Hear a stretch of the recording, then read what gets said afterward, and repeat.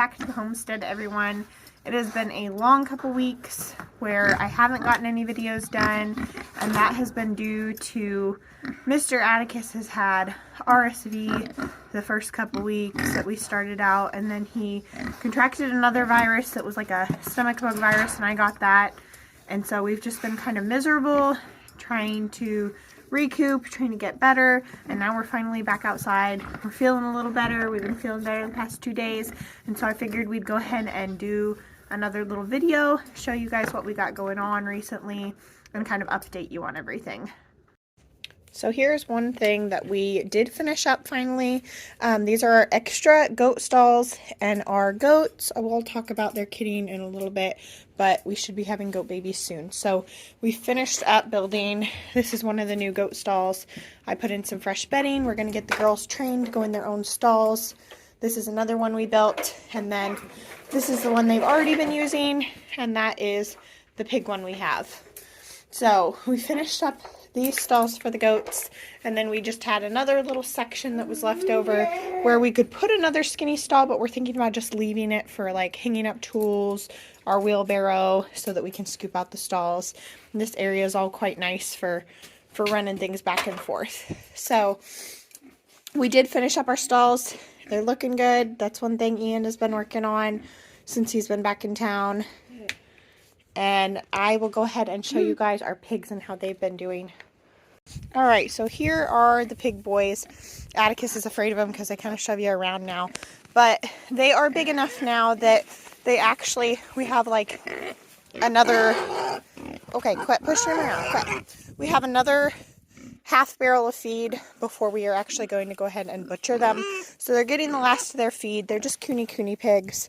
And we are going to go ahead and butcher them before this spring, before the garden really starts, and before we have this other little baby on the way, before he comes, hopefully. So they're looking good, looking big. They've been doing good, and we're going to get them butchered here. And I'll probably do a little video. I don't know if we're sending them off for butcher or doing them ourselves this time, so we'll see on that. Alright, so goat girls, as far as they go, we are going to end up having babies from hopefully both Peach and Papaya, because I haven't noticed anybody else going into heat.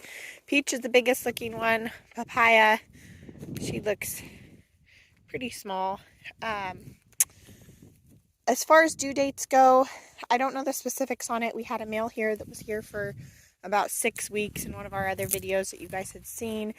And so I don't know when he managed to breed the girls, because I would say in the beginning he did not.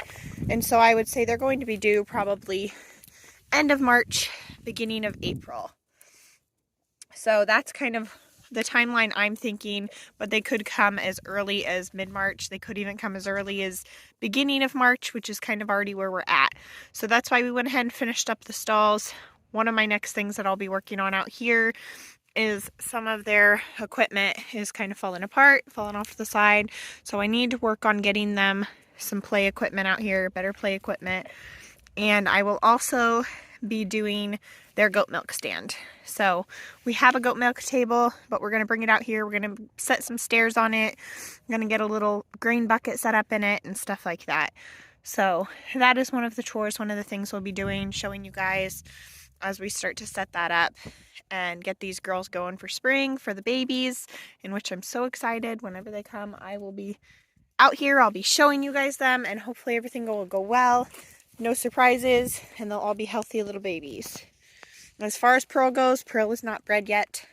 She will be bred probably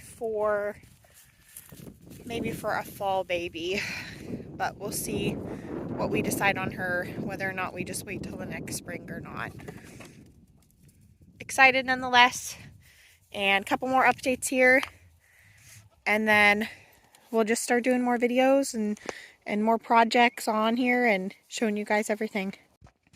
Here's an update on from the last video, those seeds that I had started and kind of how they're sprouting. So all of our tomatoes came up. We have Roma, cherry, and beefsteak. All but one of my plants in there. You can tell there's one empty cell. All but one of them came up, and the tomatoes are looking good.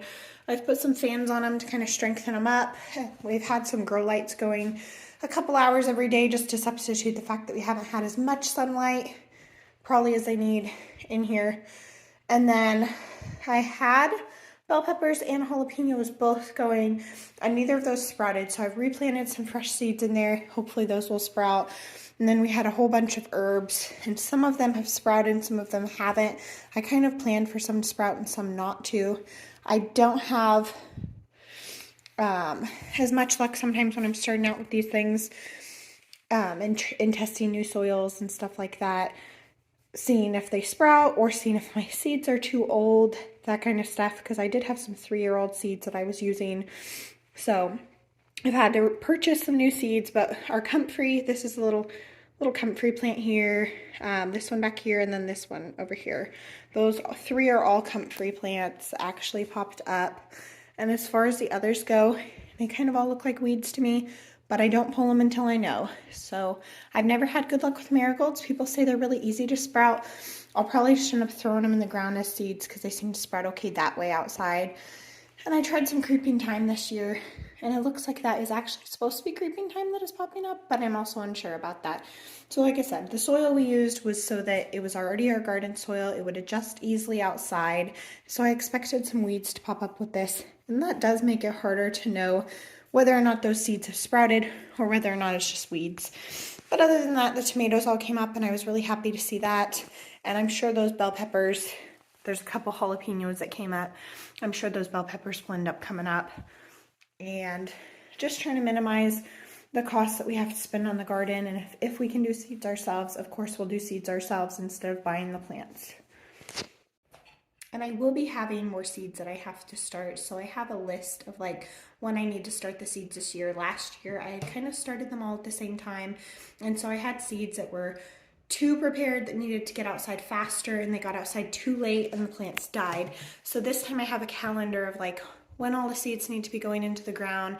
I have some that I'll be starting again on March 5th, and then I have some at the end of March, and then our planting date for out here is going to be April 20th, I think is what I've written down. So April 20th will be our transfer and our planting date for the garden.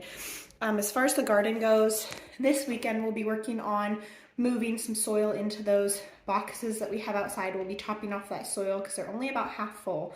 So this year we need to top off that soil, and we'll be doing that on Saturday. And then we also have some berry plants, some berry boxes. They're just more raised bed boxes. I call them berry boxes, but they're more raised bed boxes that we'll be bringing back home, that came from our old place that we had lived at that is still out there. And we'll be moving those back this weekend. So I'll probably do a little video on the garden, on getting that new dirt, and on bringing those berry boxes back. We'll see how they transplant this year. Sometimes we have luck with transplanting, and sometimes we don't have as much luck, especially depending on the plant. We know raspberries, blackberries will do fine. We have rhubarb out there, and we have blueberries, which are a little harder. So we'll see how everything transplants, and then we'll have a lot more updates here coming soon on these videos. If you guys see anything or have any questions about anything else that we have going on, just leave that in the comments section below and I will get back to you guys. Thanks for watching, guys.